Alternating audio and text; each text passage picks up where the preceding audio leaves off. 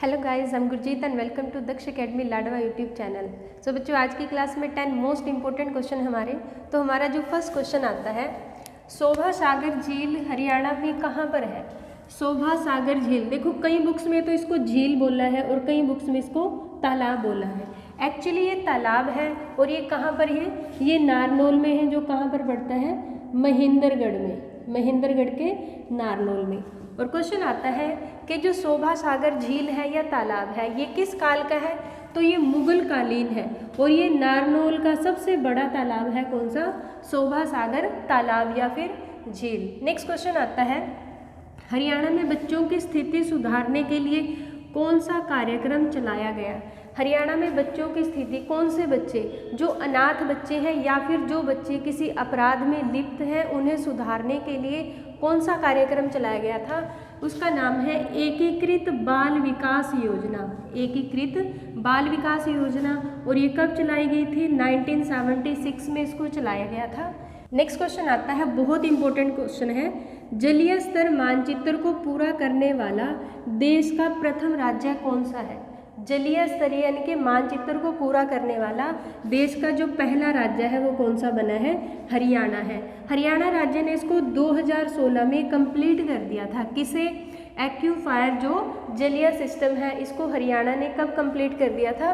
2016 में। उसके बाद क्वेश्चन आता है कि ये जो जलीय स्तर मानचित्र जो योजना है, इसे कब चलाया गया था। इसे 12वीं पंचवर्षीय योजना के अंतर्गत चलाया गया था। और 12वीं पंचवर्षीय योजना जो है वो कब से कब तक थी? 2012 से 2017 तक थी। और फिर क्वेश्चन आता है कि हरियाणा के साथ जो है वो कितने स्टेट हैं जिन्होंने इसको कंप्लीट कर लिया है, यानी कि जलीय स्तर मानचित्र को कंप्लीट कर लिया है। हरियाणा के साथ टोटल कितने हैं? 8 स्टेट हैं। और जो हरियाणा है इसने 2016 में कंप्लीट किया है। जो 7 स्टेट है उन्होंने कब इसको कंप्लीट किया है? 2017 में इसको कंप्लीट किया है। और ये जो योजना है वो किसके लिए है? जो भूमिगत जल है उसे सुधार करने के लिए, उसमें सुधार करने के लिए इस योजना को चलाया गया है। नेक्स्ट क्वेश्चन आता है, रंगीला हनुमान मंदिर हरियाणा में कहाँ पर है। रंगीला हनुमान मंदिर हरियाणा में कहाँ पर है? चरखी दादरी में है। और चरखी दादरी जो है हरियाणा का नवसृजित जिला है। नवसृजित जिला कौन सा है? चरखी दादरी है। और चरखी दादरी जो है वो किस में से अलग हुआ था? भिवानी में से अलग हुआ था। और रोहतक के साथ दूसरा जिला हरियाणा का बन गया है जिसकी सीमा किसी दूसरे स्टेट के साथ नहीं लगती। देखो यहाँ पर तो आया है रंगीला हनुमान मंदिर, ये कहाँ पर है? चरखी दादरी में है। और अगर क्वेश्चन आता है कि चिट्टा मंदिर कहाँ पर है, चिट्टा मंदिर कहाँ पर है, तो यही कहाँ पर पड़ता है? यमुनानगर, यमुनानगर में पड़ता है चिट्टा मंदिर। नेक्स्ट क्वेश्चन आता है, नौरंगराय तालाब हरियाणा में कहाँ पर है। नौरंगराय तालाब कहाँ पर है? हरियाणा में अंबाला में है। और ये कहाँ पर है? अंबाला में अंबा देवी के मंदिर के पास, अंबा देवी के मंदिर के पास, अंबा देवी के मंदिर के पास है। कौन सा मंदिर? कौन सा तालाब? नौरंगराय तालाब। और अम्बा मंदिर कौन सा? जिसके नाम से अंबाला का नाम पड़ा है, अम्बा मंदिर के नाम से ही, क्योंकि अंबाला का नाम अंबाला पड़ा है। या फिर आमों की खेती की अधिकता के कारण यहाँ पर किसका नाम पड़ा है? अंबाला नाम पड़ा है। या फिर क्या आता है एग्जाम में कि अंबा राजपूत की वजह से अंबाला का नाम अंबाला पड़ा है। नेक्स्ट क्वेश्चन आता है, रानी का तालाब। रानी का तालाब जो है हरियाणा में कहाँ पर है? रानी का तालाब भी कहाँ पर है? अंबाला में है। और ये जो तालाब है कितने साल पुराना है? लगभग 400 साल पुराना इस तालाब को माना जा रहा है। और फिर कई क्वेश्चन आ जाते हैं अंबाला से रिलेटेड, जैसे सुभाष पार्क कहाँ पर है? सुभाष पार्क ये भी कहाँ पे है? अंबाला में है। पटेल पार्क कहाँ पर है? पटेल पार्क भी कहाँ पर पड़ता है? अंबाला में पड़ता है। नेक्स्ट क्वेश्चन है हमारा जो बहुत इंपॉर्टेंट क्वेश्चन है, कैथोलिक होली रिडीमर जो चर्च है वो हरियाणा में कहाँ पर पड़ता है। कैथोलिक होली रिडीमर चर्च जो है हरियाणा में कहाँ पर पड़ता है?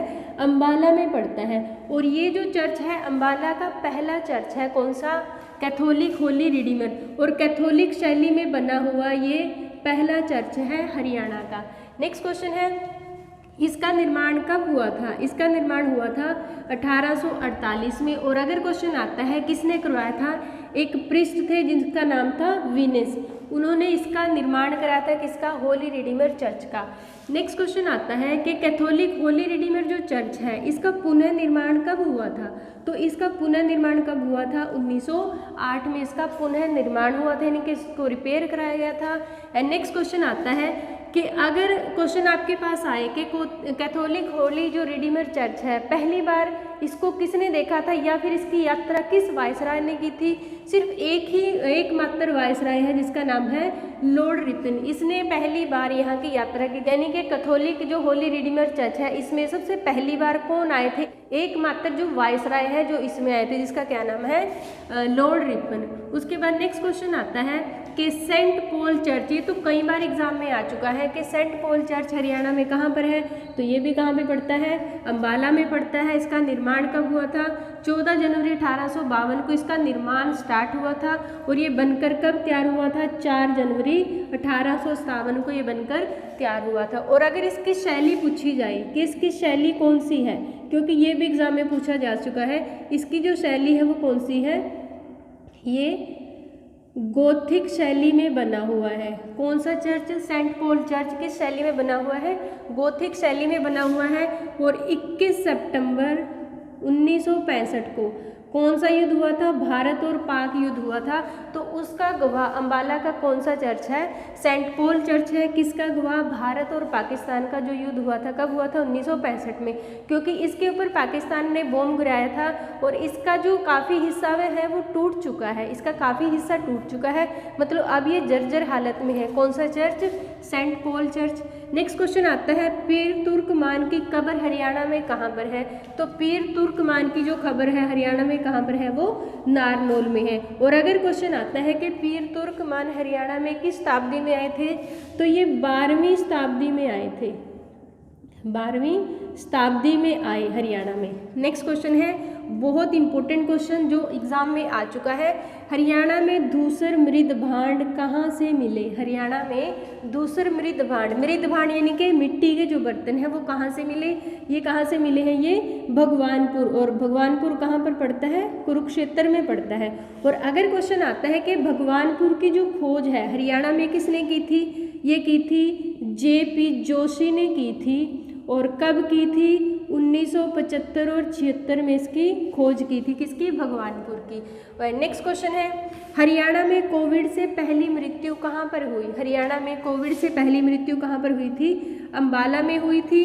और जो अम्बाला में हुई थी ये किस स्थान पे रहते थे? अम्बाला की जो टिम्बर मार्केट है, अम्बाला की टिम्बर मार्केट में इनका निवास स्थान था। और ये कितनी एज के थे? 65 ईयर्स के एक बुजुर्ग थे, इनकी डेथ हुई थी हरियाणा में कोविड से पहले।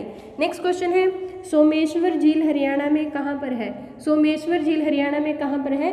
चरखी दादरी में है। और इसका निर्माण किसने करवाया था? मुगल सम्राट औरंगजेब द्वारा इसका निर्माण कराया गया था। और कब कराया था? 1687 में इसका निर्माण कराया था। किसने?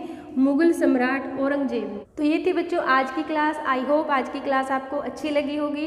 तो आज की क्लास के लिए लाइक और शेयर करें, और अगर आप चैनल पे नए हैं तो सब्सक्राइब करें, और हाँ जो बेल आइकन है उसको प्रेस करें ताकि नई नई वीडियोज़ की आपके पास नोटिफिकेशन आती रहे। थैंक